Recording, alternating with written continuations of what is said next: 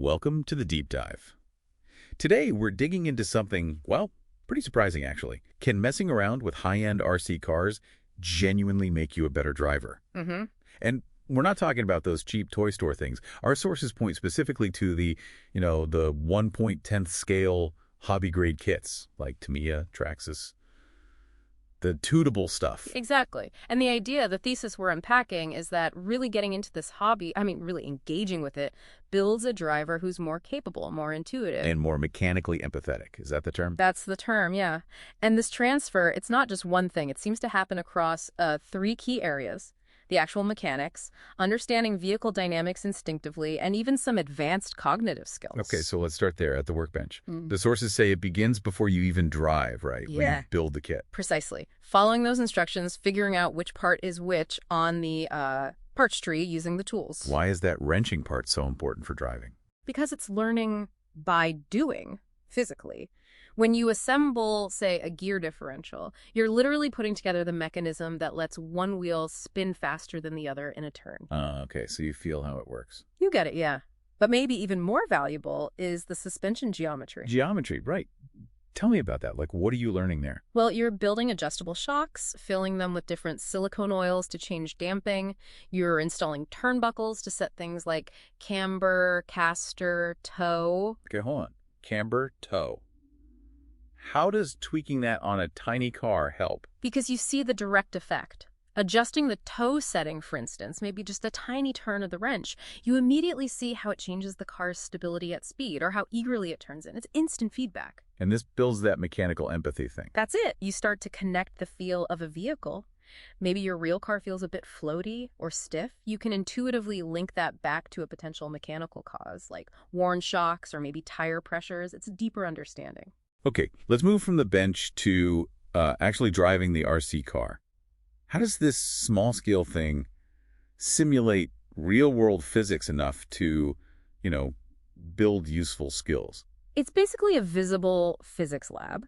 The scale actually exaggerates some things visually. Weight transfer, for example. How so? You can clearly see the RC car's chassis squat back when you accelerate hard, or the nosedive when you brake. It really drills in that instinct to be smooth, to manage the grip you have available. Right, because you see the consequences immediately if you're jerky. Exactly. And this leads to the high repetition practice. That's key. So, thousands of hours. Thousands of hours, potentially, in a low-risk environment. You're mastering what happens at the limit of traction. And the biggest takeaway here, probably the most valuable skill transfer, is correcting skids. Understeer and oversteer. Yep. Learning to catch that front-end push, the understeer, or countersteering instantly when the rear steps out in oversteer. Yeah. Doing that over and over with the RC car. Builds muscle memory. Incredible muscle memory. Rapid steering inputs, delicate throttle control.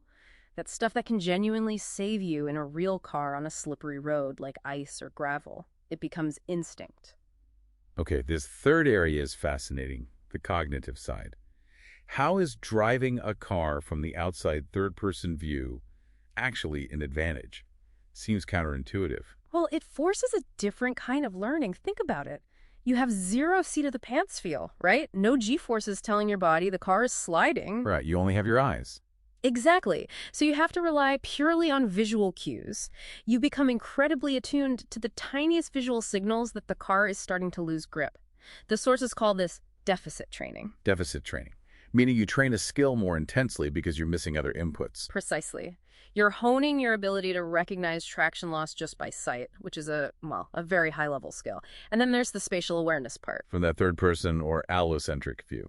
You're constantly mentally mapping the car's position, its footprint, and predicting its path through the environment from outside. I can see that, like judging gaps. Exactly. It directly improves your real-world ability to judge your car's turning radius, clearances. Think parallel parking or navigating tight spots. It sharpens that spatial sense. Okay, we need to be balanced here. What are the big gaps? What does RC driving not teach you, or maybe even teach badly for real roads? Yeah, this is really important. The biggest limitation is defensive driving habits. Scanning. Meaning checking mirrors, blind spots, looking far ahead, peripheral vision. In RC, you're fixated on the car. That's tunnel vision. If you bring that habit to your real car, it's obviously dangerous. You can't just stare at your hood ornament. Definitely not. And the other thing is risk perception.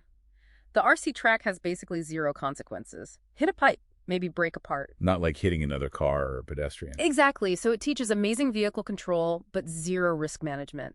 You don't develop that healthy sense of caution, the fear of real-world consequences that you absolutely need on public roads.